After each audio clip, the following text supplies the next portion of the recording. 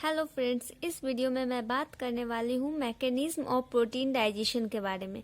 तो इस वीडियो में हम जानेंगे कि डाइजेशन प्रोटीन का कैसे होता है और कौन कौन से एंजाइम का रोल होता है। तो चलिए जानते हैं मैकेनिज्म ऑफ प्रोटीन डाइजेशन। एक फ्लो चार्ट से जानेंगे, ठीक है। ये हमारा डायग्राम है, इससे हम जानेंगे कि प्रोटीन का डाइजेशन कैसे होता है। तो चलिए स्टार्ट करते हैं। प्रोटीन जो होता है वो वोकल कैविटी में हम फूड इंटेक लेते हैं तो प्रोटीन भी लेते हैं। तो वोकल कैविटी में पहले डालते हैं फूड को, उसके बाद वोकल कैविटी में जाता है। फिर क्या होता है, ओसोफेगस में जाता है फूड। वहाँ पे कोई डाइजेशन नहीं होता है। हमारे वोकल कैविटी में सिर्फ कार्बोहाइड्रेट का डाइजेशन होता है, प्रोटीन का डाइजेशन नहीं होता है।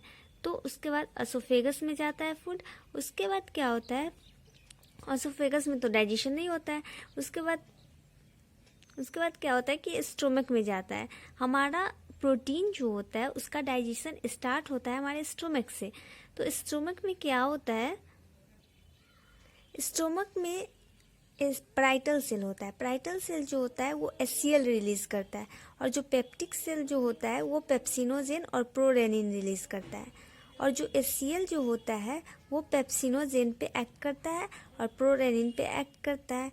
और HCl जब पेप्सिनोजेन पे एक्ट करेगा तो वो पेप्सिन में कन्वर्ट हो जाएगा, और जब प्रोरेनिन पे एक्ट करेगा तो वो रेनिन में कन्वर्ट हो जाएगा।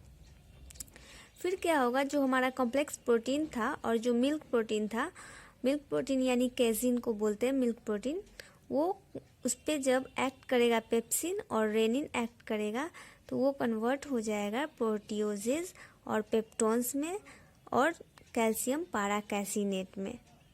ओके। उसके बाद क्या होगा, ड्यूोडेनम में। ड्यूोडेनम में क्या होगा, ड्यूोडेनम में पैंक्रियाज से एंजाइम रिलीज होगा, उसका नाम है ट्रिप्सिनोजेन और काइमोट्रिप्सिनोजेन।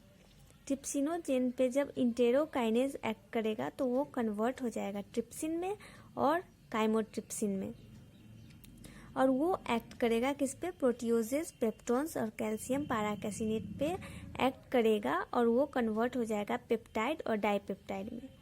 और लीवर जो होता है वो बाइल सेक्रेट करेगा, लेकिन इसमें कोई डाइजेस्टिव एंजाइम नहीं होता है, इसलिए वो सिर्फ अल्कलाइन pH करेगा। फिर क्या होता है, जेजनम और इलियम।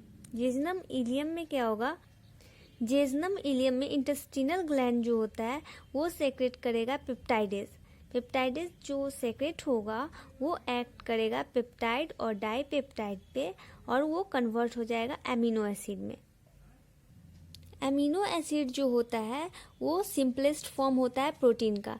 तो प्रोटीन जो होता है, प्रोटीन जो हुआ वो ब्रेक डाउन होके एमिनो एसिड बन गया। तो हमारा जो प्रोटीन का डाइजेशन होता है वो कहाँ कहाँ हुआ, हमारे स्टोमक में हुआ और इंटेस्टाइन में हुआ। एक इंटेस्टाइन और स्टोमक में हुआ। तो ये डायग्राम था ये प्रोटीन डाइजेशन का। इससे हम इजीली समझ सकते हैं कि प्रोटीन का डाइजेशन कैसे होता है, कौन सा एंजाइम लगता है और कहाँ कहाँ होता है। तो ये हमने पढ़ा प्रोटीन का डाइजेशन के बारे में। Okay, thank you so much.